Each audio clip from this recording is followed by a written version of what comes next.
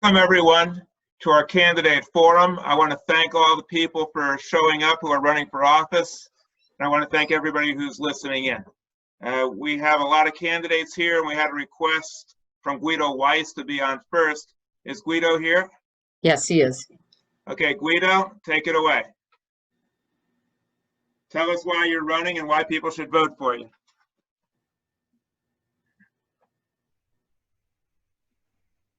Guido? Hey, can you hear me? Yeah, we hear you. I can. Okay, wonderful. Thank you so much. Can you hear me? I'm sorry. Yes, I can. You can. It's a little echoey, but it's fine. Guido, take about 5 minutes and tell us why you're running and why somebody should vote for you. Perfect. Well, my name is Guido Weiss. I just want to first of all say thank you so much to Congressional District, Rabbi Silver. It's been truly a pleasure to interact with you every single time. So my name is Guido Weiss. I am a native of Wellington.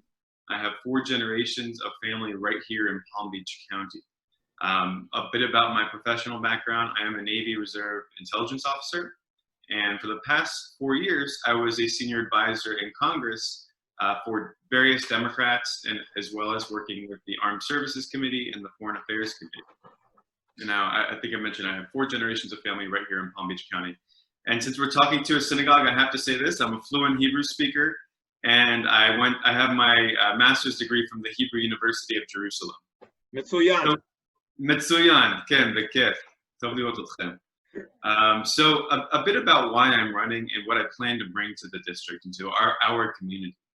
So when I was working in Congress, I became a bit unnerved because our incumbent, who has done a wonderful job with and been leaning forward on issues like LGBTQ and women's right to choose, things like that, I see, and I have to commend and say credit where credit is due. At the same time, we have an incumbent who is funded by the biggest polluting industries in our district, and I'm somebody who is wanting to have a better environment for our future, fight climate change, provide communities, especially that have been polluted the most, an opportunity and a voice within Congress. I've been a bit upset to see when you're in Congress, you see so much, especially as an advisor, how many great initiatives start off with a good idea and then get muddled out by corporate interests or special interests in one way or another. And it's just something that we really need to have a look at and say, this is not the right direction to go, and make the change. Like, for example, you know, my opponent, the incumbent, is well funded by pharmaceutical and healthcare companies, and also well vested in those companies. At the same time, I want to bring down healthcare costs. I want to bring down the price of pharmaceuticals. You know, we have the highest price of pharmaceuticals in the entire world, and it's just an unacceptable thing. And I think that if we have some people who are coming in with fresh ideas, we have candidates who are not taking corporate money. We see this from here all the way down to Miami. Myself and a bunch of other candidates are challenging some of the incumbents who, in my view, have led our Democratic Party the wrong direction. I think that as Democrats, we can be doing a much better job. And you saw this when President Obama had, you know, he won Florida, Hillary did not. But what was interesting about recent dynamics politically is that 10 to 14% of Obama voters ended up voting for Trump. And it's something that I want the Democratic Party to go back to its roots of being by and for the people, and what we assume the Democratic Party is doing. And I have just another example. You know, currently right now, our constituent services office, where, you know, you should be able to walk to, buy public transit to, see a federal caseworker, get assistance with things that are, you know, and we should, you know, really be a part of the community, is outside of our district in a donor's building in another member of Congress's district. And to me, that's emblematic of where we've gone wrong. We really need to have more community-based representation that's really out here for the people. I want to have an office in the Western communities as well as the coastal communities. Many members of Congress have 3-4 offices within their district. The constituents can really see them live in person, meet their members, meet their staffers, and that's unfortunately something we're not seeing. And I think... סליחה, אני רוצה לשאול אותך משהו. Please, yeah. Well, you know, everybody knows you and Lois, you're both Democrats. You're both probably for the environment and stuff like that. Do you think that you could actually, as an intelligence officer, bring any intelligence to Congress? And also, why is it that somebody should vote for you? We got an incumbent, and you can be straight with us. You're both for climate change, but what are you going to do about climate change that's different than what Lois is doing? And why is the Democratic Party allowing a climate denier to just run roughshod over the environment? And what are you going to do to make a difference? So here's the thing that really separates myself and Frankel. Frankel takes a lot of money from companies that are doing the complete opposite and acts of what she is saying to our constituents that we're fighting for. It's one of those things where you play both sides. You take the money from the big polluters, you take the money from the people who are raising our healthcare costs every single year, and then at the same time, you send out back a press release saying, you're for, combating climate change, you're for lowering healthcare costs. So a huge difference with me is that I don't have any of those ties. Now, there's some types of corporate finance that buy members of Congress's actions, and there's also corporate finance that buys silence. So, for example, I was on a Sun Sentinel forum with Representative Frankel, and I said to her, Representative Frankel, Congresswoman, would you be willing to openly criticize some of the sugar companies that are destroying our coral reefs and harming our atmosphere and a whole bunch of other issues, and change the subject to a whole, she wouldn't answer me. And we have an addiction to big corporate money in Palm Beach County in our political system, and we need to change it. I appreciate that. Not only that, but when Democrats sell out their principles for money, people are not going to vote for them. Environmentalists are going to take a walk or find another candidate. It's not just good for the environment. The Democratic Party needs people like you who are going to stand up and take a stand and not be bought off. Otherwise, the people are going to take a pass and we'll lose the election again, and we can't afford that. And if I can just, part of my experience here running as a candidate in my hometown is I've met people who are former Democrats, still registered as Democrats, who said to me two things. I'm not voting because I don't like either of them, or I'm going to vote third party or write my cat's name in, all types of things like this, because they feel like our party is not representing our people anymore. And we need to really uphold our values. We cannot continue. We're going in the wrong direction in extremism and alt-right mentality, and the rise of people like Trump who have anti-Semitic tendencies, who have discriminatory, all these types of things are just going to continue on and on and on until we self-correct. Guido, I just want to mention one thing for you and everybody else to know.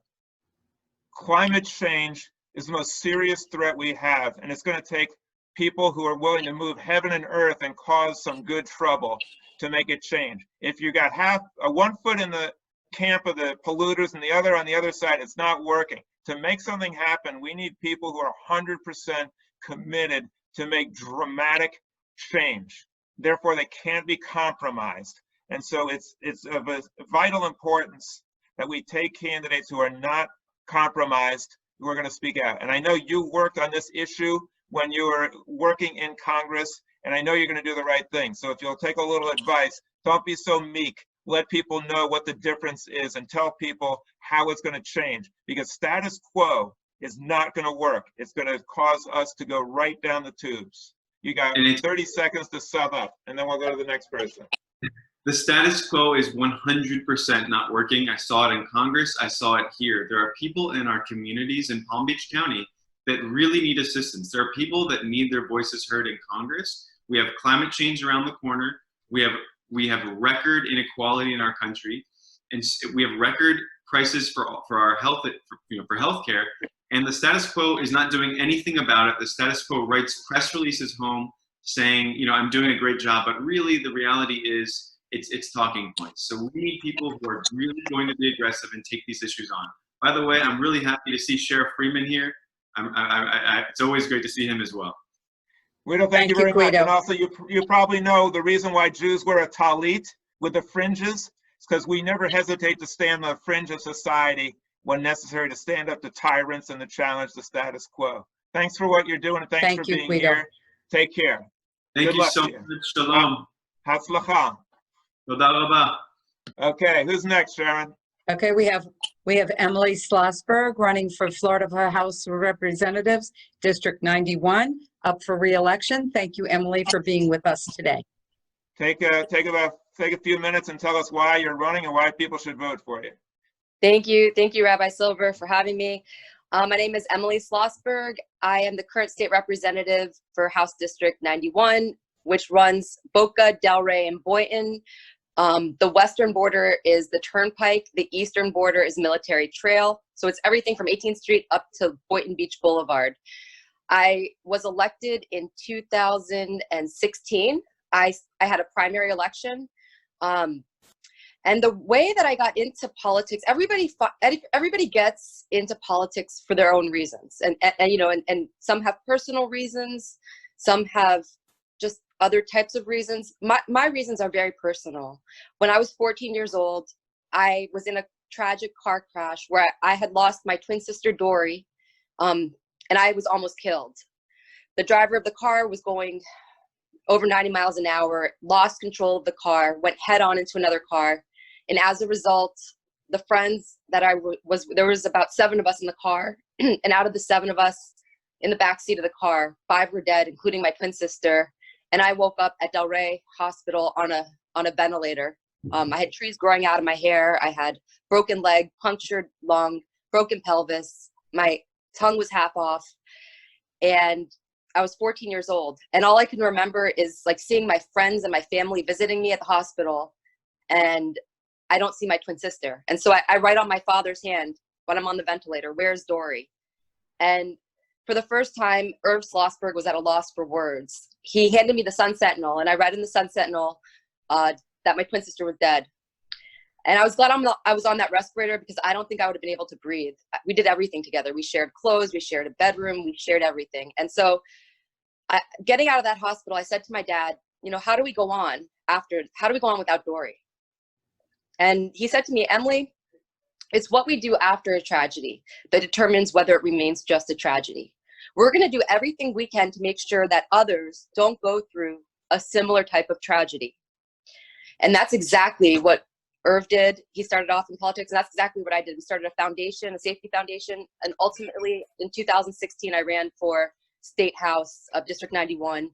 And then my second term, I ended up passing major legislation, making texting and driving a primary offense in the state of Florida. Florida had previously been only one of 3 states that had not enforced it as a primary offense.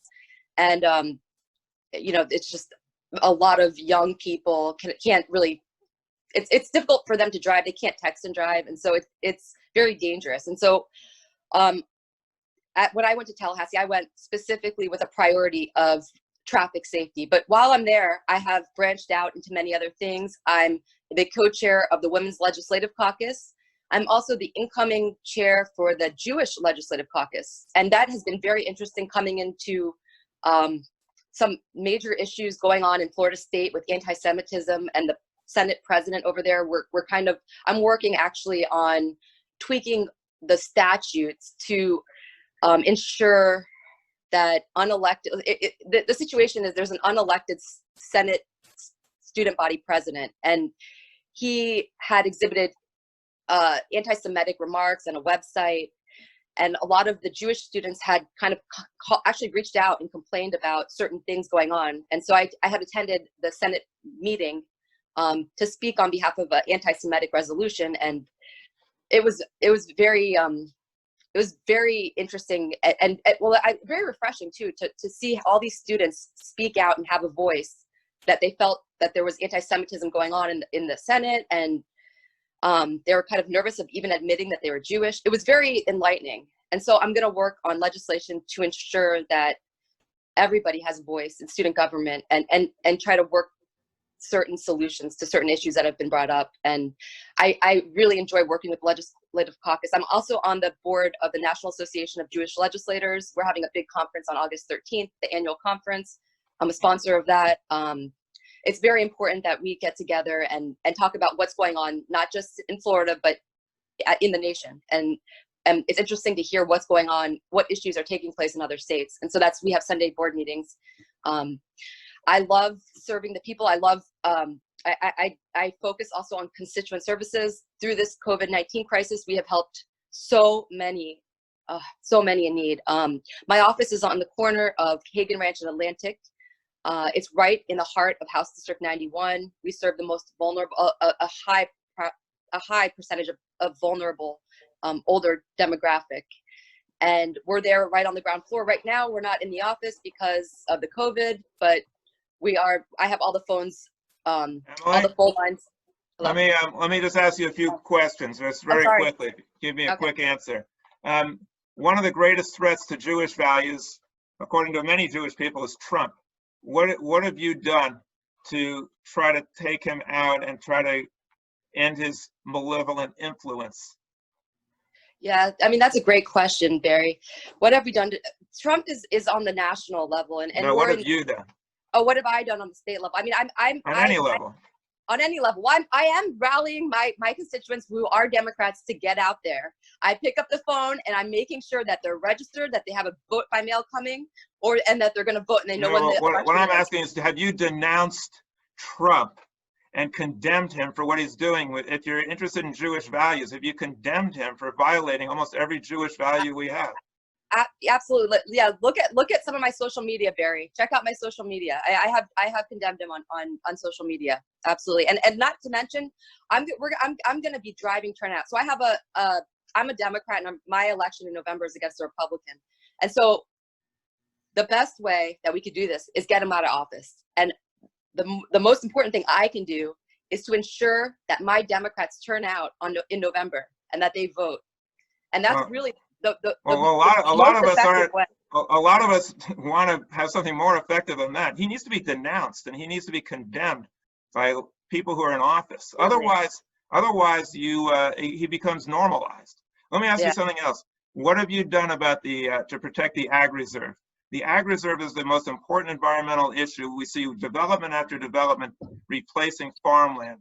Can you explain what you've done about that and what you can plan to do? Well, most of the development that take place on the ag reserve are really issues that are voted on by our county commission. And so I have had, every time that an issue has been brought up to protect our ag reserve, the first people I call are the county commissioners. And we can do that as a state legislator. I can have contact with a county commissioner's aide. I can have that direct relationship. Well, have you called them and told them to stop paving over the ag reserve because they're destroying it?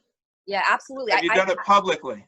Oh, well, I'm not publicly, but whenever if I get one email, one letter, one telephone call, whatever the issue is, I am advocating on behalf and speaking out to, like, directly. I have a direct line to the county commission, whoever, especially whoever it is, if it's Mayor Kerner or if it's Commissioner Berger, I have a direct line in. And so on behalf of the people of Palm Beach County, we'd like you to use that direct line to tell them to stop paving over the ag reserve. Everybody, even if you're not in office, there's just people who come out and demonstrate. We need people to speak out publicly and condemn the paving over of the ag reserve, which is destroying the Everglades and destroying our environment. Anyway, thank you very much, Emily. We appreciate your being here. Thanks for your time. I think your opponent's here also, if I'm not mistaken. Emily, good luck to you, and thank you. Thank you so much for joining us. I just want to give one more thing. I just want to say to Rabbi Barry, what a beautiful thing that he did. And I don't know if a lot of you know this, but he came out in the middle of the COVID crisis. There was a constituent who did a honoring of our emergency room nurses at Delray Hospital. And she had donated all these nice like care packages to our emergency room nurses. And Rabbi Barry came out and really brought some beautiful Jewish music to the scene at this. And it was really just such a nice thing for you to do. And with everything that you're going through. So I just want to say thank you for that. And the community is really lucky to have you, Rabbi Barry. So thank you for that. Well, thanks, Emily. And I appreciate you putting up with my baritone that day. It was nice to see you out there. All right, thanks so much. Thank you, Emily. All right, good luck to you. All Thank right. you. Next we have Saad Hussein. Saad Hussein. Okay. Saad. Can everyone hear me?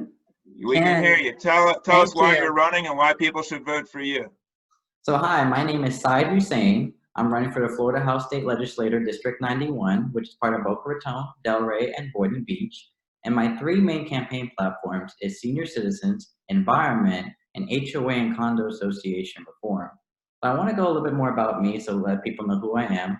So my name is Said. I was born in Guyana in South America. I'm the great-grandson of indentured servants who was forcibly taken from India to work sugarcane in the New World. So as you know, in my future, as I talk more about sugarcane, I'm not a big fan of the sugar industry. So I came to America with my family when I was 1.5 from Guyana. We immigrated here to Broward County, and I grew up in South Florida almost all of my life. So now I attend Boca Raton. I live in Boca Raton. I go to FAU for environmental engineering, and that's just why I'm a big environmentalist here running for this district. You know, well, as we talk to Wes, I know Barry's a big environmentalist. I'm a big environmental campaign that my entire focus is to preserve our agriculture reserve, Everglades, ban offshore drilling, and standing up to even Republicans on environmental issues. I'm not afraid to stand up to any politician on this issue. The environment is non-negotiable, and I have to stand for the right thing.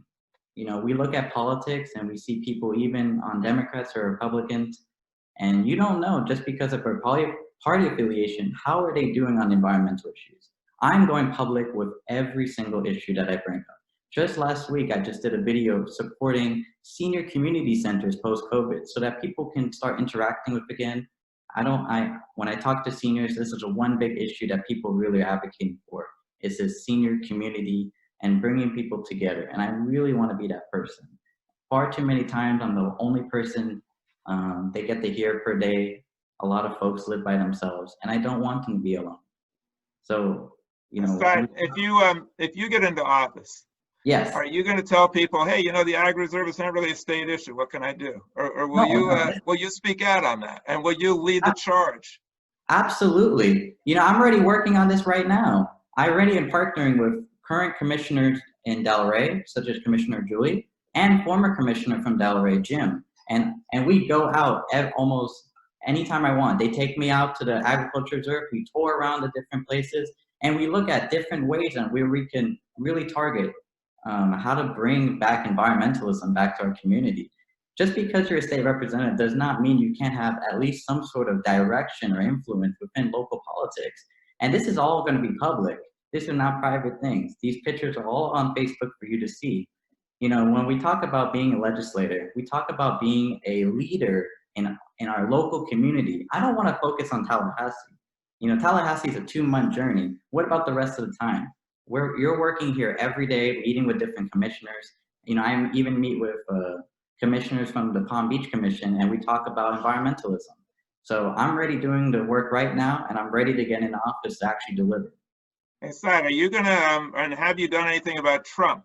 I know you're a Republican, but I take it you're one of those rational ones who doesn't go along with Trump. Are you willing to condemn what he's doing, especially like selling out to Putin and Russia, denying climate change, and causing over 100,000 deaths? Are you going to, have you been speaking out, and will you speak out against Trump, even though you're Republican?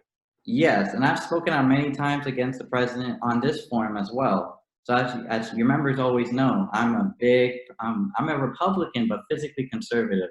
I'm socially liberal, whereas I just even last week I made an announcement supporting the LGBTQ community, and I posted on all the Republican forums, and even if somebody doesn't like it, this is who I am. I also, you know, met with a Democrat running for state legislator in Wilton Manors, and we toured Wilton Manors, talked with people there. People were surprised of my party affiliation, but they're very accepting of who I am.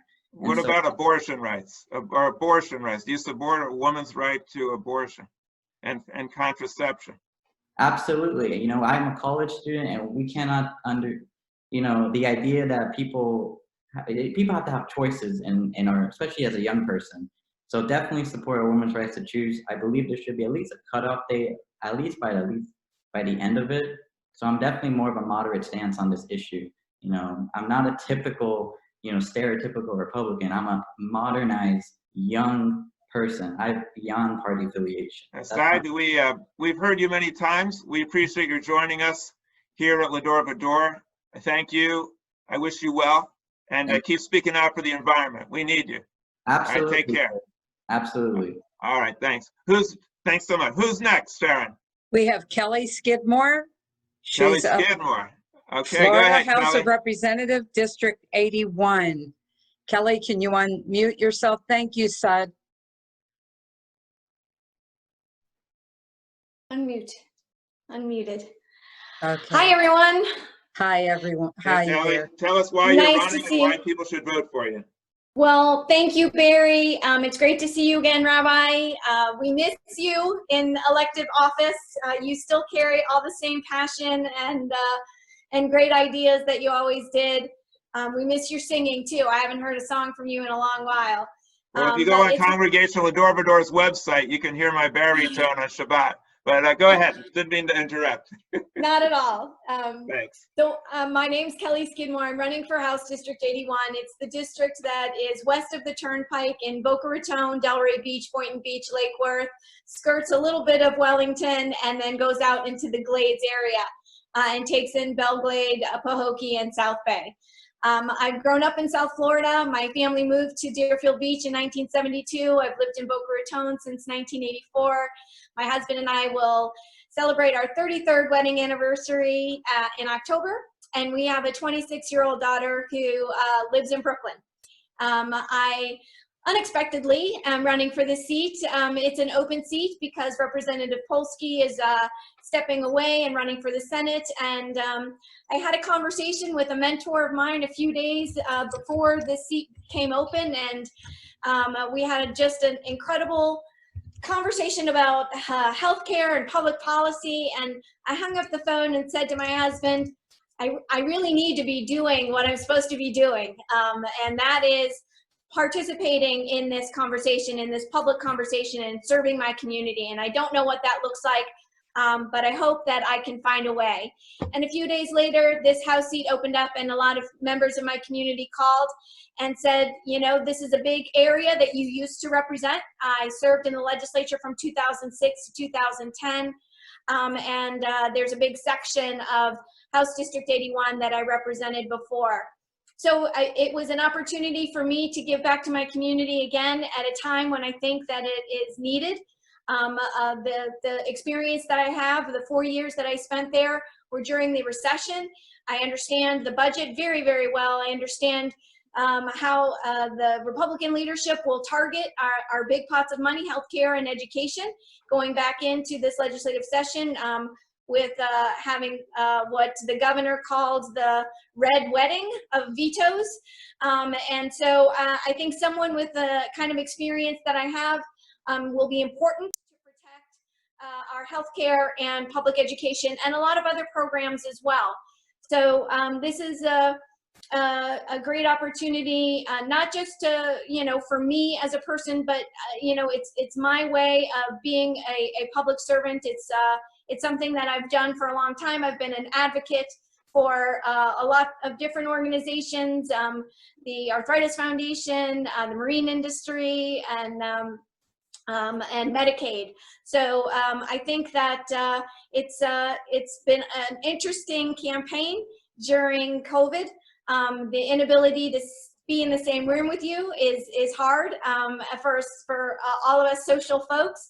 But I am really impressed with the way that everyone has figured out how we can all keep moving forward and communicating and connecting through technology. But I am looking forward to the day when we can safely be in the same room together. I'm disappointed in the response to COVID from our governor and this administration, that it was chaotic and confusing and just disorganized. I think that we missed a great opportunity to get our arms around this virus, and I'd like to be someone who helps hold his feet to the fire and make some change in the way that we respond and the way we approach the economic recovery. Kelly, thanks a lot for sharing some thoughts with us. Under your watch, while you were in office, the Ag Reserve continued to be paved over and destroyed. Tell us what you did about that. Did you take on the developers? Did you condemn what they're doing? Would you fight in the future to preserve our Ag Reserve if you're elected?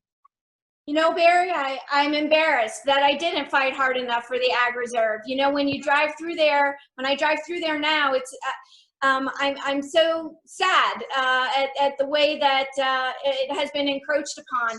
I remember back in the day when it was created that there was a promise. It's called a reserve. There should be a reason why. It's just like trust funds in Tallahassee. They're trust funds for a reason. We shouldn't be sweeping the money out and using it for something else. And I didn't fight hard enough for that. And it's something that I think really needs a lot of attention. I know it's a county commission issue, but really we all need to be working on that together. We all need to be protecting that land together. And I appreciate your passion and fervor for that, for the ag reserve that you have done. You have held that consistently since I've known you. And I would absolutely look to you and for your help and your guidance in making sure that that we're doing the right things and saying the right things to encourage our county commissioners to make the right decisions and speaking with them routinely and regularly. Well, Kelly, I can only say that it's very rare that someone running for office acknowledges that they did something that they regret. And I appreciate your candor and the courage that you have to say that. You know, all that's necessary for the triumph of evil is for good people to do nothing. And as long as we do nothing to stop the onslaught, we're in trouble. And the Democratic Party, you might let them know, stop taking developer money. It's compromised you. And we're now merciless. They're just taking over the ag reserve. Just one other thing I'd like to ask you. The status quo isn't working. You've been in office. What are you going to do to challenge the status quo if you're reelected and make something happen that's different than what's going on right now? So I think that a lot of people see what happens from Tallahassee, and they only see it on their computers or on television. There are a lot of good things. There's opportunity to work across the aisle. You know, we have to stand firm. We have to hold our values dear. There's a threshold that we cannot cross. But I think that we really need to work together on some of the issues. You know, there's a handful of issues that we really disagree upon between Democrats and Republicans. And we have 3,000 bills that we're presented with every session. So there are opportunities to work across the aisle and get things done. One of the things that I'm proud of that I would like to do again is, you know, there was a representative who was my polar opposite politically. We did not agree on anything. We couldn't really talk to each other. And one day my daughter, when she was at Dreyfus, she came and she sang the national anthem on the House floor. The following week, that representative's daughter came and sang the national anthem on the House floor. And I walked over to him and I said, we have something in common. Let's see if we can't find some more things. And so for every week, we would meet for 20 minutes. And that camaraderie, whether we agreed on anything or not, it made it such a better environment in which to disagree. And it wasn't so personal and so I think that there are lots of things we can do as individuals. I was definitely a member of my caucus who helped lift up the rest of my caucus. And that is something that I would like to do as well. It's not about me. It's never been about me. It's always been about you, and it always will be. Hey, Kelly, I appreciate you trying to build bridges to the other side. That's what we need. There's too much fighting, and keep it up. Good luck to you. Thank you for joining us. Appreciate it. Thank you. If your daughter wants to sing the Great national anthem at our service one day, she's always welcome. Thank you. Good luck. Absolutely. Take care. Thank Thank you, Kelly. Thank you. We have Thank you. Alex Freeman. Alex is running as an opponent for the sheriff of Palm Beach County. Go ahead, Alex. Lay it on us. Hey, how you doing, Rabbi Silverton? And thank you all for this candidates forum. Alex Freeman, retired police major, very, very fortunate to serve 22 years of service with the city of Riviera Beach. Also very, very fortunate to work in every unit and division in the police department, but not just working as a young officer, but as I rose through the ranks, I became supervisor and managers of those divisions in the police department. Very, very proud of the fact that I'm very well trained in Homeland Security. You know, the Port of Palm Beach is in the city of Riviera Beach, and our Border Patrol as well as our Coast Guard is also housed in Riviera Beach. And I was the commander that was responsible for providing law enforcement services to the Port of Palm Beach as we address our terrorist concerns here in Riviera Beach.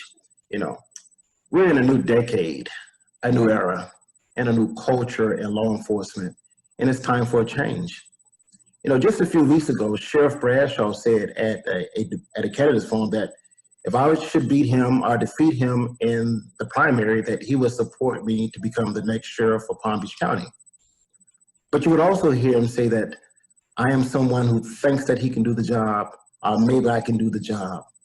Folks, I'm here to tell you that I wouldn't be running for this job if I couldn't do this job. I would not embarrass myself nor my family in running for a position that I couldn't handle. But as your next sheriff, I used to think that Bradshaw and I was similar when it came to being tough on crime. The reality is we're not.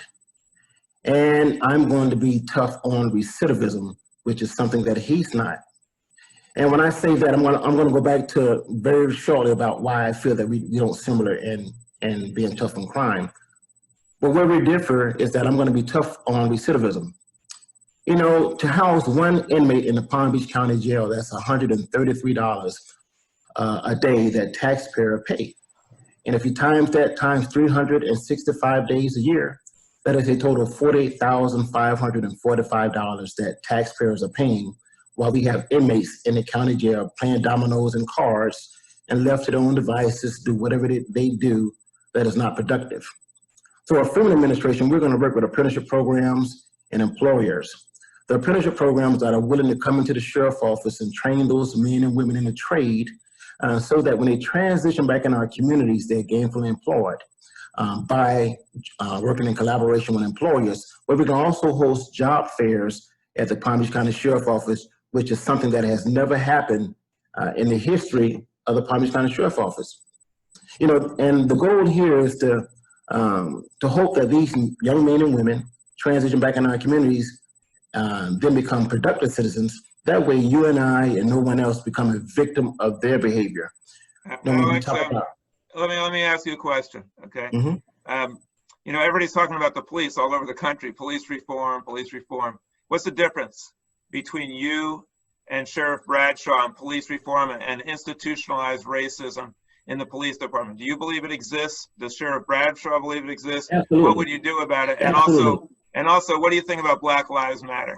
And I'll give you a minute and a half to talk about all of it. Good luck. Okay. Well, what we're going to do is, as your next sheriff, we're going to diversify every area in the sheriff's office that reflect the communities, this county that we serve. That is from our rank and file all the way down to our specialized units and our divisions. If we're serious about solving crime, we're going to have to diversify every area in Palm Beach County. Now, what I feel about Black Lives Matter, you know, as it relates to we're living in a new time, a new era, you know, I believe that I'm uniquely qualified to be able to bridge that gap to work with Black Lives Matter so that we don't have any more riots here in Palm Beach County or have riots here in Palm Beach County. And I, for certain, I know that Sheriff Bradshaw can't do that. I support body cams. I support a duty to act. I support a special prosecutor. I support a citizen review board. And as the next sheriff of this county, we're going to work with legislation to ensure that when deputies and law enforcement practitioners violate the law, that they're held accountable for their actions. And I understand that they have due rights, and I'm a law enforcement practitioner myself, so I do support law enforcement, but I support them when they're right. And they're just a small number of law enforcement practitioners that are making the good ones look bad. So we're gonna have to hold them accountable, and I think that's not something that Sheriff Bradshaw is doing. You know, with a budget of $700 million, and when you consider his grant funding, which is $750 million, there's no reason why we shouldn't have body cams. You know, just to give you some numbers. Sheriff Bradshaw said earlier that a few days ago, that he gave $10 million back to the Board of County Commissioners. He just settled a lawsuit with Daytron Stephen for $6 million, and he purchased an airboat on the 29th of last month for $4.5 million. And then he settled. He has a new office in Palm Beach Gardens, and the lease there is $2.1 million. So when you add that up together, that's $22.6 million. And when you look at the number of excessive force lawsuits that he has settled, that's a total of $12 million. So combined, that's $34 million of taxpayer dollars, and we do not have body cams. but under Freeman's administration, we're going to come under the auspice of the Inspector General, where he come in and conduct a forensic audit of the budget to determine what programs serve as a benefit to the people of Palm Beach County versus those that don't. Those programs that don't, we're going to eliminate them, and we're going to create more programs that does serve as a benefit. But we're also going to give the taxpayer and the Board of County Commissioners a portion of that 75% budget that the sheriff has, so that they can identify programs that serves as a benefit to the people of Palm Beach County. And another thing that makes us, I'm sorry. Alex, we want to thank you for being here. You did a great job. As far as Black Lives Matter, you know, I worked with the family of Corey Jones, and we were able to get something done without any violence at all. And we need to make sure that the people that are looking for police reform do it in a peaceful way. I thank you for what you're doing. And fighting recidivism is the most important thing we can do, to not throw people away and to give them a second chance. Thank you for being here. We appreciate it. Thank you, Take sir. care. All right. Thank you very much. All right, bye-bye. Who else, Sharon? Okay, Good luck we to have you. Michael Weinstein. He's running for District 81, House of Representatives for Go Florida. ahead, Michael. Tell us why you're running and why we should vote for you. First of all, how are you? It's been a very long time. You remember me as a kid when my dad ran. I remember it well, yes. Good to see you again. So anyway, thank you for allowing me to speak to Va-Dor. Obviously, it's a song I grew up singing when I was in Hebrew school. So having said that, I'm Michael Weinstein. I'm running for State House District 81. As everybody knows, that district runs from West Boca, West Boynton, and West Del Rey, where I live in West Del Rey, all the way up to Lake Okeechobee. I was raised in South Florida. I'm a product of public schools. I went to Taravella High School. I went to the University of Florida, and I went to Nova Southeastern University. My background, and again, Rabbi Silver and I met many years ago when I was younger. My father was the majority leader of the Florida State Senate. My grandfather, before him, Moses Weinstein, was the Speaker of the New York State Assembly, and he was the Queens County Democratic leader. And my mom ran Family Central in South Florida, helping out families. And then my brother was a two-time Obama appointee, and that's all great, but I've been looking for an opportunity for myself to serve. You know, obviously, I've been looking for my own tikkun olam. You know, where can I give back? My mom always said, find your little place in the world and give back. And that was my plan. I'm married to an amazing woman, Jennifer Lipkin Weinstein. We have a beautiful daughter named Daniela. She's a product of public schools. She also goes to Hebrew school here in West Del Rey. So having said that, I'm running. I've got a 5-point plan, and I'll talk about it real briefly because I'm short on time, and I appreciate you squeezing me in. Number one, I want to talk about COVID reform. I think that we absolutely, not reform, but we need to have a response and recovery. I think when I get to Tallahassee, it's going to be one of my number one priorities to make sure that our hospitals have the proper PPE, that basically our unemployment system needs to be scrapped and restarted. I am a big proponent in standing up to prejudice, racism, and bigotry. I'm a former prosecutor, but I'm currently a criminal defense lawyer where I represent folks who are accused of crime. I believe in expanding affordable access to high-quality health care. I would believe in Medicaid expansion. I prioritize safely opening our schools, meaning I oppose Governor DeSantis if he does not have a mask mandate, and I oppose reopening our schools too early. I want to wait and trust the health experts. And last but not least, I truly believe in fighting for our seniors. This district, as District 81, encompasses some many major senior areas, including my great uncle Dave and his wife, Aunt Naomi. Baruch Hashem, he became 97 years old yesterday. So he's a World War II vet. So, and he lives in this district. So having said that, I really support the seniors in this district because I've got family who lives in this district. And What's your district? What does it cover? it covers West Boca, West Del Rey, West Boynton, all west of the Turnpike, and shoots up to Wellington, and then hangs left over to Lake Okeechobee. Who are you running against? I'm running against Miss Skidmore. As a Democrat? I'm a Democrat. I'm a lifelong Democrat. You know my dad. Come on. In the Democratic primary. Okay. In the Democratic what are you primary. going to do if you get in? What would you do to protect the ag reserve and fight climate change? All right, so that's a great question. First of all, I absolutely support our environment. I've always considered myself somewhat of an environmentalist. I absolutely believe that we need to fight as hard as we can to combat climate change, because sea level rise is going to end the state of Florida within the next couple hundred years if we do not do something about it. I think you need to work with our agricultural community, which provides $1 billion a year to the state of Florida, probably $4 billion a year, except for the fact you have to make sure they're carbon neutral. You have to make sure that what they can do is stop the runoff as best as you can. But I don't believe in working against them. I believe in working with them. Would you demand that there be no new development in the ag reserve? Yes, I don't have any. The only thing I've said in a previous forum is if there was development, it would only be green space. And I have said that, but other than that, I have not proposed any new development. Why should somebody vote for you as opposed to Kelly Skidmore? Because one, I'm running a very positive campaign. I am trying as hard as I can to talk about my merits. Number two, I am extremely experienced in the criminal justice system, and I am the right person at the right time to be the bridge between law enforcement and the community.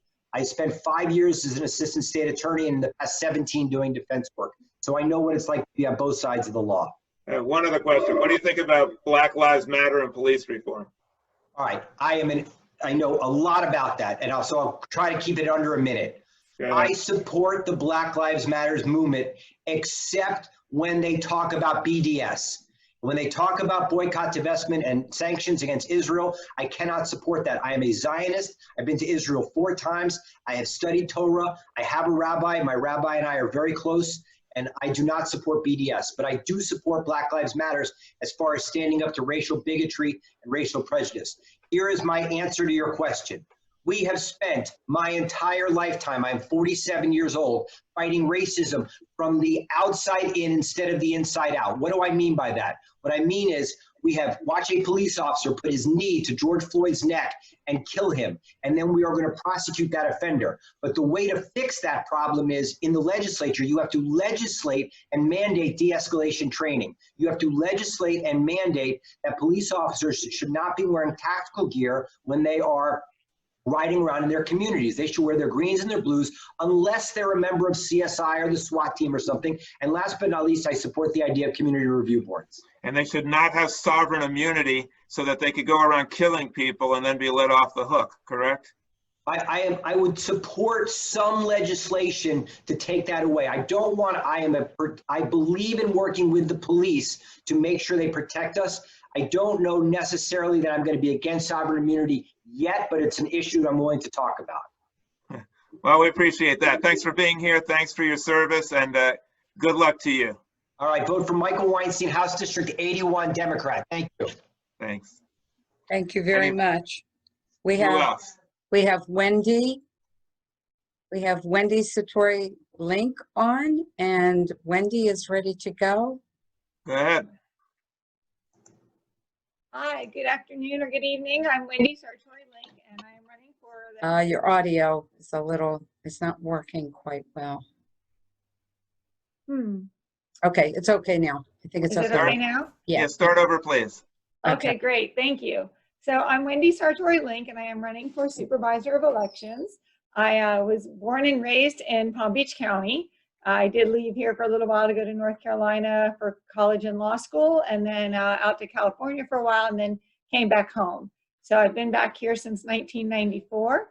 I care very deeply about our community. I have spent the last 19 months in the Office of Supervisor of Elections, making relationships, learning the laws, learning everything there is to be about the Supervisor of Elections, changing the reputation of Palm Beach County within our state and with some of our local citizens here. I've received the support and the endorsement of many of my fellow supervisors of elections across the state, and I'm hoping to continue this upward movement and changes that we're making. We have our new registration system and of course the new equipment, and that's giving us a lot of opportunity to do a lot of things. It's making our office more secure. It also gives us a lot of opportunities for there to be more transparency and to give a lot more information to the citizens of Palm Beach County so that they can take a look. A lot of things that you used to have to ask for public records requests now, you can actually just see right on our website. We've worked very hard I've worked hard to form relationships with the FBI and Homeland Security and the state cyber navigators in the interest of keeping our voting equipment and our voting system safe, and so that the votes of Palm Beach County voters are the votes that are going to be counted and the ones that are going to matter. What do you think about President Trump saying that if people vote by mail, it's going to be a fraudulent election? Do you agree with that? Absolutely not. I've gone on record of saying that he's wrong, that that is not the case, that we have a very good system in Florida. We're very fortunate. Florida's been doing vote by mail for a number of years, and we have a lot of protections built into it. And then in Palm Beach County, I've expanded on that by giving us, for the first time ever, postage prepaid, so that your return ballot is postage prepaid for you, making it very easy and convenient and accessible for everybody to do that. Also, for those who have concerns about the post office now because of all the things that are going on, we have 18 early voting sites, again, the most early voting sites we've ever had in Palm Beach County. And you can drop your vote by mail ballot off at any of those 18 sites during the early voting hours. And you can also, of course, bring them to our offices. Who's running against you? Miss Paulette Armstead, who why is should they also on vote? the call. Okay, why should we vote for you instead of her? Well, I have energy and passion to do this job. I've got experience where I've been working on it. I have done a lot. Like I said, I've already done a lot of things like increasing the number of days. We have the most days we've ever had for early voting during a primary. We have the most hours we've ever had during a primary. We have increased the number of sites. We have the most early voting sites, again, making it more accessible. We have the lowest signature cure rejection rate since I've been there that we've ever had. We've gotten it down to less than 0.2%. Of course, we're continuing to do everything we can. We've done that by changing the style of the envelope, doing a lot of voter outreach. We've done over 200 outreach events since I got here. That was before COVID. Since COVID, we've done a few, not as many as we used to do. So we're continuing with that. I have spoken every group that my opponent and I have spoken with, seeking their endorsement. I've received the endorsement of every single one of those groups because I believe people have looked into what I've done and what we want to continue to doing in terms of one other question. The prior supervisor election decided to take the voting registration place out of a mosque. It was going to be held in a mosque, and she said, "No, we can't have it there. It's not a good idea." Do you know anything about that, and would you support something like that? I actually don't. I'm sorry that I don't know. I'm not familiar with what happened there. No worries. Okay. Anything? Just in conclusion, I give you 15 seconds to wrap up. Okay, so yeah, we have a lot more we can do. I think we can do a lot of efficiencies. We've already changed the attitude of our office. We focus on integrity, accountability, and service. I think we have a lot of feedback from voters that we're here to serve the voters and that comes across. And so I'd ask for your support to please allow me to continue in this, to continue the changes that we're making. So thank you very much. Thanks for joining us. Good luck to you. Thank you, All right, Wendy. Sharon, who's next? Okay, we have Paulette Armstead next. All right, Paulette, tell us why you're running and why we should vote for you. Thank you so much for inviting me and allowing me to speak. Let me talk first about my personal background. I was born and raised in Florida. I'm a lifelong Floridian. For the past 30 years, I've been a resident of Palm Beach County. My political affiliation is a lifelong Democrat. I've never had to switch parties or anything like that. As SOE, of course, I will be neutral and serve any and all political parties, so that's not a problem. As for my community involvement, I've been volunteering for years with the local food bank, volunteer with Habitat for Community, but a lot of my community involvement has dealt with election issues and political issues. For years, I've been actively in the community doing voter registration, especially with League of Women Voters and other Democratic clubs. And prior to COVID-19, every month I was with the League of Women Voters and our voter registration team, attended the naturalization services, and we actually enrolled hundreds and hundreds of new citizens as new voters. The other thing is my political involvement. I'm also my precinct leader, Precinct 2026. And again, that's actively registering people to vote. So that is definitely one of my passions. As for my educational background, I do have 4 college degrees, business degree, bachelor's degree in criminal justice. I also have a law degree from Florida State in Tallahassee. As for my work experience, I have been trained and I've worked as a police officer, and I've also worked as deputy chief of police in the city of St. Petersburg, wherein I was a part of the management team. And I got lots of management experience in budget preparation, employee disciplinary matters, training officers, community involvement, community relations, working with the legislative delegation. And after I left the police department, I opened up my own practice for the past 30 years. I have been in private practice. And what I do is I protect senior citizens against abuse, neglect, and exploitation. So, question, why am I running for supervisor of elections? Very simple. I have been very blessed by God with lots of skills and knowledge and ability. So I want to use my law enforcement experience, my management skills, my legal training to really give back to the community. And I want to give back in the sense that I want to make every aspect of the voting process, the election process, fair. So I really believe in equity and fairness, especially being a Black woman, having grown up in the Deep South. So I recognize things like voter suppression. So a part of my election is to really fight against any and all forms of voter suppression, especially like we had in our March presidential primary with the early voting, reduction in locations, days, and hours, like what happened on election day for the primary when polls did not open up, long lines, broken machines, that kind of thing. That to me is voter suppression. So I would ask that you vote for me because I have an action plan. And my action plan is to ensure that our election process is fair in all aspects for all eligible voters in Palm Beach County. So when it comes to a fair registration process, number one, I will actively register our young millennials. Those are our young people between the ages of 18 and 34. They're underrepresented. I will also target our ex-felons who are returning citizens to get them registered to vote. I will target underrepresented minority groups like our Asian Americans, our Caribbean Americans, Hispanics, and of course I will partner with organizations to see that that's done. And the second thing I will do to make the election, the registration process fair, is I'll actively work to increase those third-party voter registration organizations, like a lot of the clubs, the Democratic clubs as well as the Republican clubs. So that's an area that I definitely want to work in to increase fair registration process. Thank you. Thank you very much. I'll give you 15 seconds just to wrap up, please. We were very impressed with your credentials, and just give us a summary if you could in a few seconds.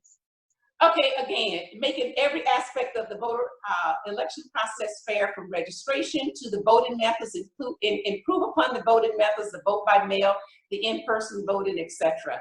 And so when it comes to voter suppression, again, the way I'll do that is I'll go in and I'll look at every practice, every procedure, every program, and to ask questions.